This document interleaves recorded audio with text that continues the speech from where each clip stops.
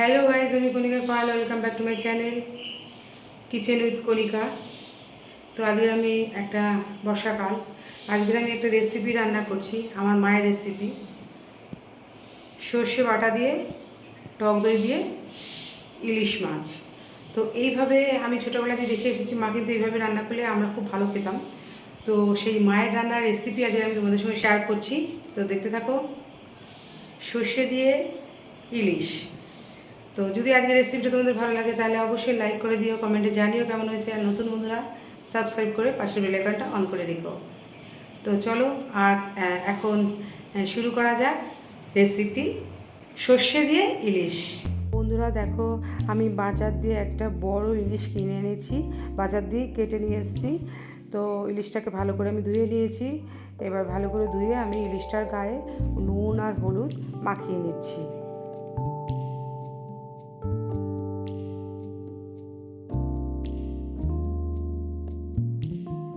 তো দেখো, নুন হলুদ মাখানো হয়ে গেছে আমার মাছের গায়ে। এবার মাছটাকে আমি সরিয়ে মশলাগুলো করে নেব। তো আমি সাদা সর্ষে জল দিয়ে ধুয়ে রেখেছি। এবার আমি সাদা সর্ষেটাকে মিক্সার গ্রাইন্ডারে পেস্ট করে নেব। সাদা সর্ষের সঙ্গে আমি 4-5টা কাঁচা লঙ্কা দেব আর অল্প একটু জল দেব, দিয়ে আমি একসঙ্গে পেস্ট করে নেব।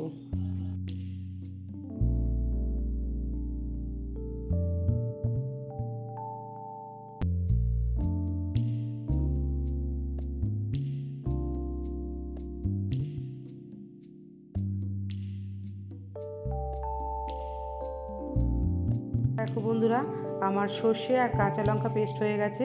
এবার আমি কড়াইতে সর্ষের তেল দিয়ে দিলাম। প্রায় 100 গ্রামের মতন আমি সর্ষের তেল দিলাম।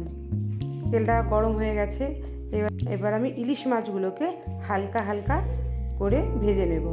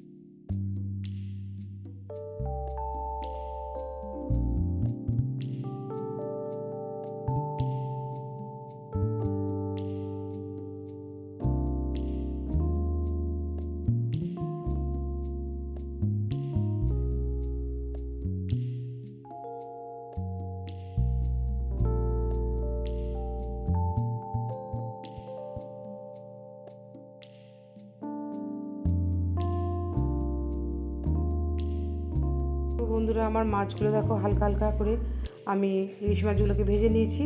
এবার আমি মাছগুলো একটা প্লেটে তুলে নেব।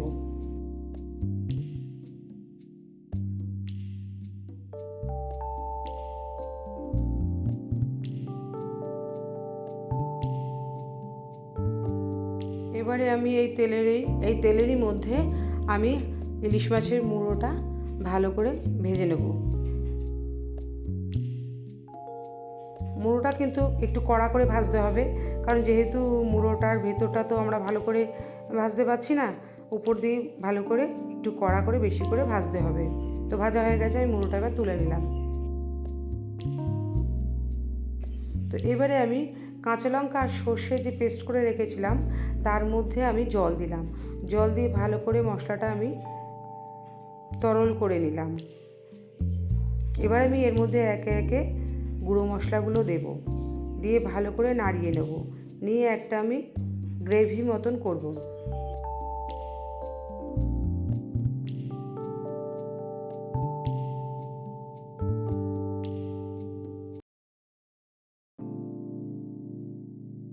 প্রথমে আমি এর মধ্যে দিয়ে দিলাম 1/2 চামচ হলুদ গুঁড়ো। এটা কিন্তু হলুদ গুঁড়ো লাল লাল লাগছে হয়তো ক্যামেরার জন্য বা লাইটের জন্য।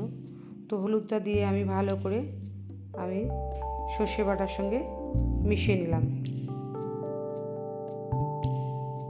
এরপরে আমি এর মধ্যে দেবো লাল হওয়ার জন্য কাশ্মীরি রেড চিলি পাউডার 1 চামচ।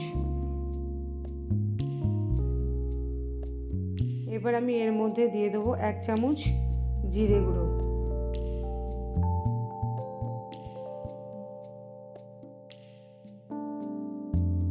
এরপরে এর মধ্যে আমি দেব 1 চামচ ধনে গুঁড়ো, আর দেব পরিমাণ মতো নুন, দিয়ে ভালো করে কিন্তু আমি নাড়িয়ে নিলাম। এবারে আমি যে গরম তেল রয়েছে, ইলিশ মাছ ভেজে রেখেছিলাম, সেই তেলেই কিন্তু আমি এই সর্ষে বাটা মশলা সহ যে গ্রেভিটা করে রেখেছিলাম সেটা আমি ওই গরম তেলে দিয়ে দিলাম। দিয়ে আমি লো ফ্লেমে 5 মিনিটের মতন ভালো করে আমি কষিয়ে নেব, ভেজে নেব।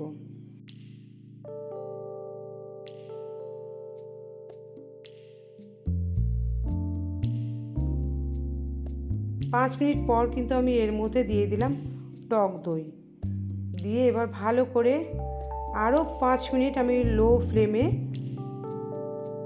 ভালো করে আমি নাড়িয়ে নেব।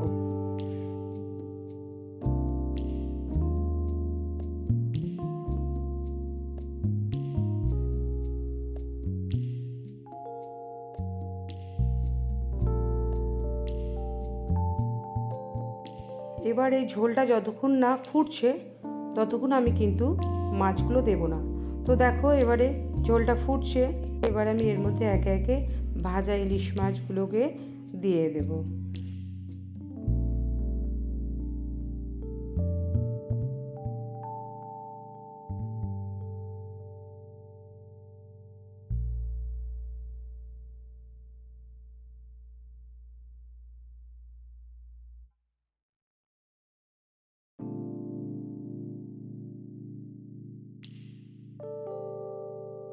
যেহেতু ইলিশ মাছ খুব নরম হয়, যার জন্য আমি কিন্তু হাতায় করে গ্রেভিটা মাছের উপরের স্তরে দিয়ে দিচ্ছি।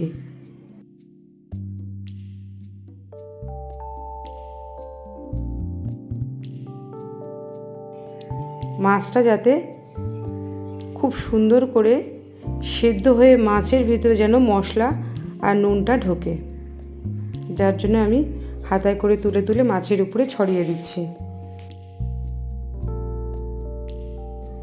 তারপর আমি গোটা গোটা কাঁচা লঙ্কা দিয়ে দিলাম। সেদ্ধ হলে নরম হয়ে যাবে, তখন কিন্তু ভাতের সঙ্গে মাখিয়ে খেতে খুব ভালো লাগবে। তো আমি এইভাবে লো টু মিডিয়াম ফ্লেমে প্রায় 4 থেকে 5 মিনিট ফোটাবো। তো দেখো হয়ে গেছে আমার আজকের সর্ষে ইলিশ। তো আমি নিভিয়ে দিলাম ওভেনটা, এবারে আমি কড়াই থেকে একটা পাত্রে ঢেলে নেব। তো বন্ধুরা, আজকের আমার রেসিপি রেডি হয়ে গেল, সর্ষে ইলিশ।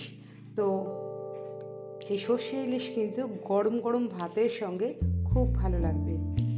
তো আজকের মতন বিদায় নিচ্ছি, অন্যদিন দেখাবে অন্য কোনো রেসিপির সাথে। সবাই সুস্থ থাকো, ভালো থাকো, টাটা।